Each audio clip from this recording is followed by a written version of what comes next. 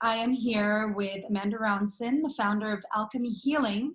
And today we're going to be talking about basically how we can heal ourselves through this process, how we can use both the tools that she's going to be giving us and also her meditation to help us get through challenging times, which is very relevant to what's happening right now. So Amanda, I'll let you take it from here, introduce yourself, and share with us your thoughts. Hi, I'm Amanda Ronson. I set up a method called Alchemy Healing, which uses many different modalities and puts it all together to find the easiest way possible to help you heal yourself. When I work with people, I'm just the facilitator, but really it's activating your inner healing skills and activates you to make you stronger and able to work with your emotions and what's coming up. And as we know right now in these difficult times, a lot of emotions are coming up. I mean, you know, I'm hearing all the time, you can tell by all the jokes that keep appearing on the WhatsApp, and, you know, everyone's sending all these different stories that obviously people are having very difficult time in quarantine. So, you know, people aren't used to spending so much time with themselves, you know, in isolation. So for healers though, this is easy because we're used to it, okay? We're used to going inward and looking inside, and we're used to spending a lot of time alone and in thought. So for the healers, it's been an easier situation, as Maya, you know that, and you can share how you're dealing with it. But basically, I feel that if we can follow through and learn some basic techniques and things, we can really help ourselves. But, you know, the first thing that we have to do is we should be surrendering to our situation. Okay, I was going to say, so it's not being in denial of what's actually happening around us, which is a lot of people, the way that they interpret it, because we're being calm, I would say, in this situation, and even finding our own growth. People might see it as that we're in denial of what's actually happening around us, but it's not necessarily it's not what it is. It's just we've seen this coming, we've been waiting for this, and we're not saying, oh great, wonderful, coronavirus, amazing. No. At all. You know, we know as healers that the only way to get to your light, or to get to the light, is going through the dark.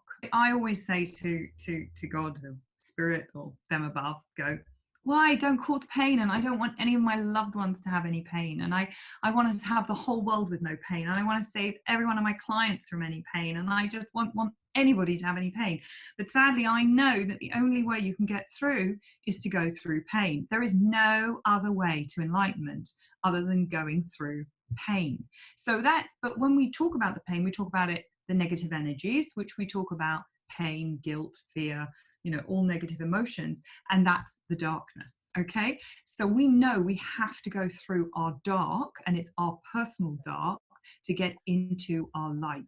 Now, there are a number of ways of doing it. I mean, you've got biblical times where a rabbi went into a cave, and that was his way of going inside. We have Jesus that went through walking through the desert or something on the dark night of his soul. So we know that you have to go through this kind of solitude and, you know, introspection. And sadly, it's difficult because it's very hard to do. Why would I go introspective when I have to go down the pub, go to the bar? Hey, I'm going to meet a new guy. I've got a date. Oh my God, I want to wear that dress. What lipstick? You know, we get so involved into the outside world and our appearance, and oh my God, reality TV. So reality TV was so fantastic because I could see exactly what everyone else was doing, and I didn't have to look at myself. And in fact, when I saw their crap, I felt better about myself. Yeah. And so what we've developed a world that is so about the outside of ourselves, and that is taking us from our inner being, you know, from our spiritual aspects. Now, religion was put there to help you to connect to that, okay? But obviously it went a bit wrong. So we have a way that we're supposed to be looking inward so we can bring the light to ourselves, come into a wholeness, and then we can live in a paradise on earth, or whatever you want to call it. You know, it's return to Eden. want to just add to what you're saying, because it really makes sense. I think all these years people have just kind of been denying treating themselves. They've been experiencing things and putting it under the carpet, and now you're having to deal with stuff in a very extreme way, and nobody would wish this upon anyone, right? This is an awful But thing. we knew it. It's the coming of the age of Aquarius. It's in astrology. It's everywhere. We know you can't do it. There are a few of us that we were pushed to it earlier because we had to be the teachers of today. So we got, you know, those thumps, but we had to go inside them, learn how to do it. And believe me, it wasn't easy. And, you know, Maya, I always say to you when we're speaking, share yours, you were always doing things for other people, as a lot of women are, that we're kind of in that mode. We have to make the kids happy, the husband happy, everyone happy. Life takes us on anyway, and we have to spend all our time doing things for other people. So, you could argue the people that went inside, oh, they're so selfish, they're only into self-love. And no, that's not what it is. It's about learning how to be giving with borders and boundaries, okay, and to be doing what you want to do and you're okay with it, not that you've been pushed into places or you're very unhappy and you're stuck in places. The light doesn't want you to be in that place. It wants you to be in your knowledge, in your wisdom, and fulfilling your greatest destiny, and to be happy. You're supposed to be living a life of happiness. And you could argue, yes, but these terrible things keep happening to me. But they keep happening to you because of your negative outlook. There is light in everything. And that's the one thing we're being told today, that we're going to get an appreciation by the time we get out of our homes. We're going to be so appreciative of the sun, the trees, the outward life. We're going to be so happy about so many things when we can get out of them. Yeah. What do you think about the fact that a lot of people are saying that people will be grateful for what they have, but it will only last a month and it'll go away? Well, I think if they're going through this properly, and anyone that works with me, and they go through it and they're really going into introspection, they're going to be able to stay sustainable change. They're going to be able to stay in that new place. When people work with me, we call it a quantum shift when you go through things. So initially it's like, you move through it, but the old doesn't exist anymore. It's a different way. When you heal, it's different. It's not like coaching where you're just like, okay, you can do it. It's going to be a brave new world. It's going to be fabulous out there. It doesn't work like that in healing. When you go through healing, what's sitting inside alters, it changes. So your perceptions change afterwards, and you can't go back to the old person because you're not the old person anymore. You've had enlightenment. You've seen through those things, those ways, those habits. You've seen events for what they truly are and what's really happening. You've accepted where things are, and you move to a new place. And right now, I believe the earth is going through a quantum shift. It's not going to be one that's not sustainable. It's quantum, because people are awakening. They are awakening right now. And it's a massive catapult. Like we're being thrown forward into this new place, and that is the age of Aquarius. That is what we're all going through right now. So there are us that are here to help everybody go through. We're going through that right now at speed. Yeah. What would you say to people who are like in a real type of like victim mode right now? Because there's like half the people are kind of like looking at one side and one's perspective, which is the perspective that we're talking about, and then the other half are going really into the victim space. They lost their job, they're at home with the 3 kids, like nothing, they cannot see the light within this thing. What would you say to people that are going through that? Keep going, because the more you break, you're going to get to the rock bottom of it, and you're going to come out the other side. So be the victim, be all those things, and see where it gets you. It's not going to get you anywhere. So eventually you're going to be in that place, oh no, poor me, whatever, I can't believe, and blame people. It's just the common way. I blame this, the government should have done it another way, that my husband should have done this, my wife should have done that, and my kids are screaming. We have to remember that they're going to scream double if you're stressed out your skull. So when you're stressed, the kids are going to scream a lot more. You know, when you're irritated, everyone else is. And if you can keep that calm within yourself, and you can be in that, you know, I always call it this place of like, you know, in as out, you know, in a very, very like stable place, you or around you will be stable. And these are very important things, because in healing, how we learn what needs healing next is the emotion that comes up. So if I have the emotion of frustration, okay, we need to go inside that emotion of frustration, look and see what's at the root cause of the emotion, understand where it really originated from, because it's not really the situation now. That frustration is the frustration. Even meditate on it. Just go and meditate on the frustration, how you feel, be present with that feeling of frustration. Remember the first time you felt frustrated in your life. Be present for the little you that was in that frustrated place. And then allow that emotion to move through itself so that it releases and light can come in, and then it's gone. It's just gone.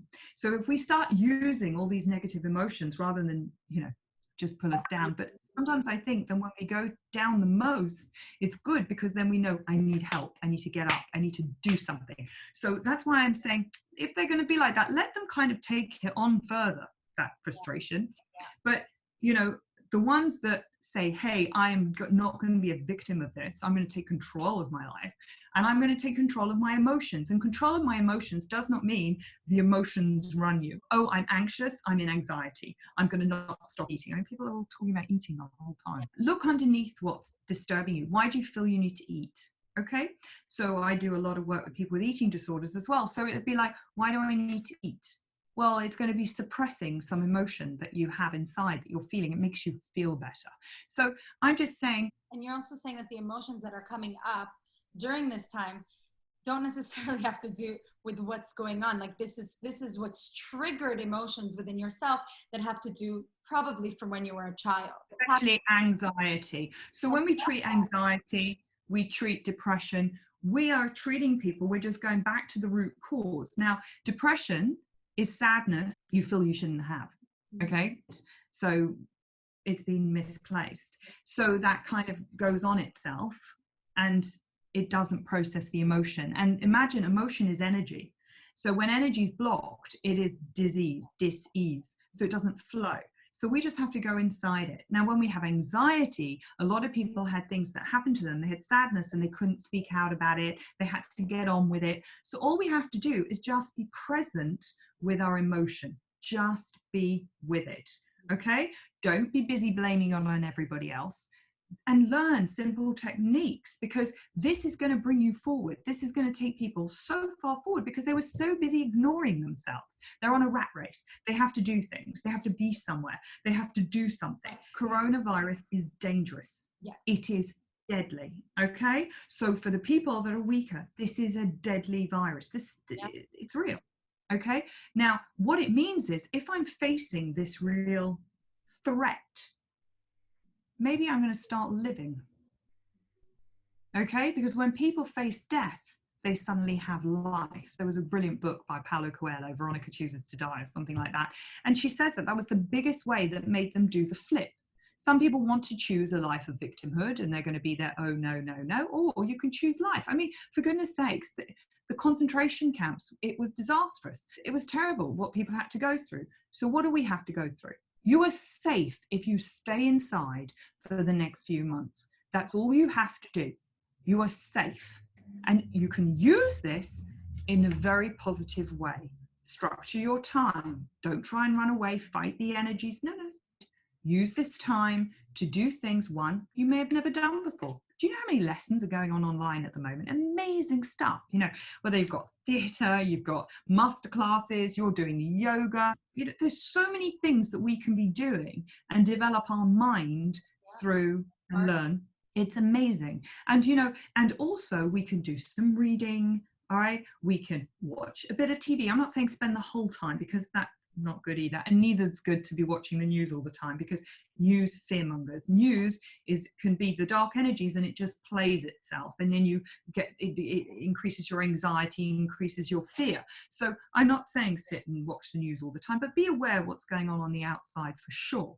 But start, organizing your day. Don't just sleep all morning. Try and keep your structure. Spend some time doing the things you like doing. There's so many things that you can do to move a bit, which is good for the energy because it keeps it in flow. Spend some time alone thinking, but my main thing really with my work, what really shifted people, is having that thought of, review your life. Are you happy? Are you doing what you want to be doing? Many people are in jobs they don't like, married to people they don't like, and they just think that's fine and that's life. But that isn't life.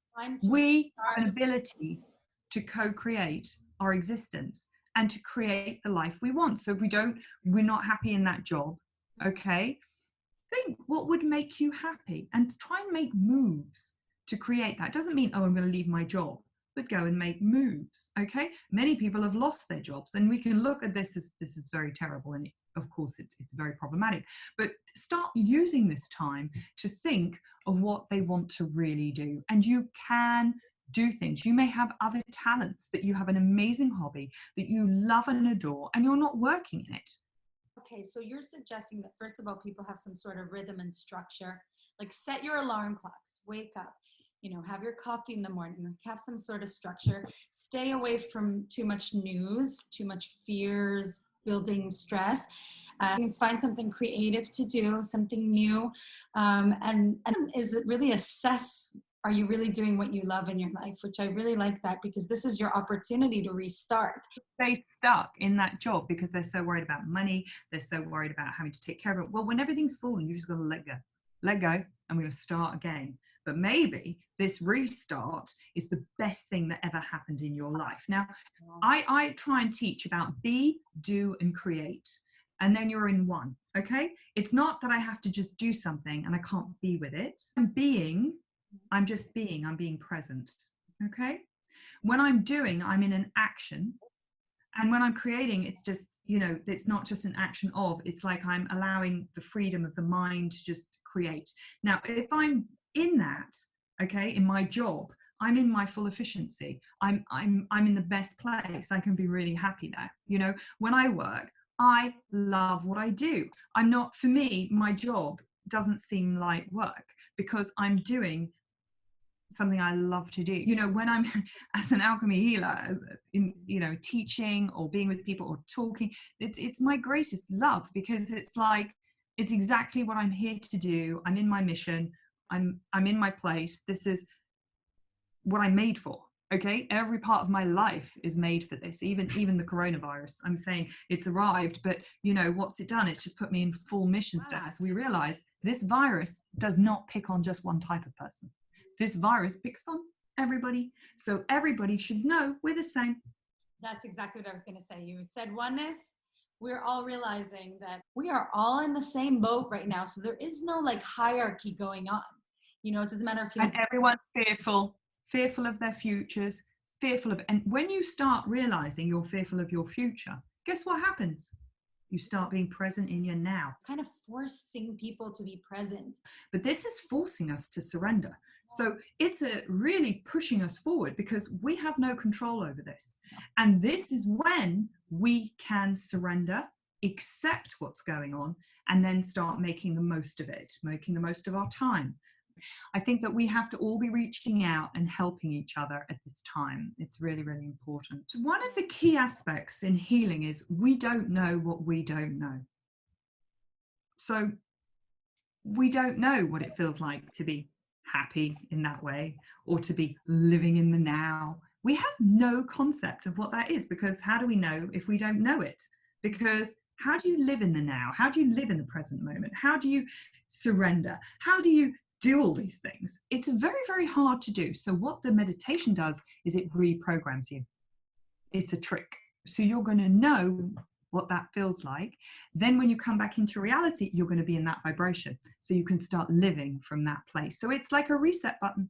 So it's, of course, what do I say? My job alone, that I'm just going to pray and I'm going to put that energy out and the coronavirus is going to disappear. Well, you know what? It's going to take more than me. Okay. So I know that. So what we're doing is, this is part of a mass world global meditation, that if everyone's meditating at the same time, we're going to be able to shift the consciousness. And this is happening when the Stargate's opening. So that's going to be 4/4. And in that period of time, we all need to be praying at the same time. So creative visualization at the same time. So I put in a few lines of that meditation into this meditation, which I made now, and it also includes a healing for yourself. So we're going to do a meditation for the world, that we can increase the vibration, put the light across so we can dissolve the virus, okay, energetically. And at the same time, we can start shifting ourselves. So I built a meditation specifically for that, and everyone can do it all the time. And you'll find yourself very relaxed. Good for the kids to do too. Not just shifting the earth, but humanity too, so that you can see what it feels like to be free, to be in this new vibration, to be living in the now conscious, the unity consciousness, where you're not just led from your mind, you're working with your heart consciousness through the mind, that you're being processing through emotion, that you're not carrying all that baggage that you thought was you, that was never you, but you were believing it was you because that was based on your traumas as a child or your perceptions as a child. And it's time that we moved out of that consciousness. This way teaches you how to move to a new way. If you recognize how light you feel when you're not hanging on to all of your resentments, your angers, your victimhood, and all these different negative emotions you're stuck on, and we're just taking you out of it, putting you in a new place, and you will see it for the first time in the meditation, and you'll be like, wow, could life really be like that? Well, we can create it to be like that. But there's one really good thing about all of this is, it kind of, it's like Israel when we're ever in the war and the bombings, we have such a big communal effect. Everyone's helping each other. We've got so many nice things coming out. So I said to Spirit, can you tell me what's going on right now? And what would help people understand this, And they gave me a vision of a pit. So that would be a ditch, that would be in the earth, a very deep ditch. And I see people inside the ditch. And at the beginning, I see men inside the ditch. Okay. And then I'm like, okay, well, right. The men inside the ditch. Well, that makes sense. No. So I was like thinking, okay, the men are inside the ditch. Well, yeah, okay.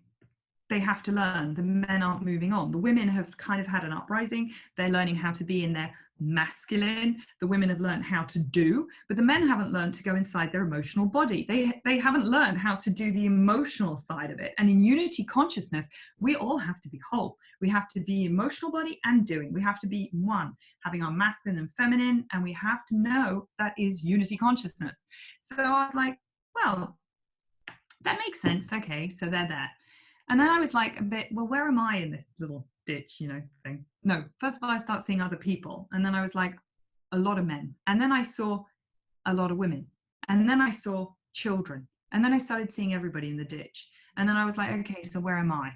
I couldn't work out where I was, but no. I saw like I was a fly on the wall. I was on the side. Okay, I was observing, all right? So I was like, okay. And then they showed me that what was happening. So all the people were in fear.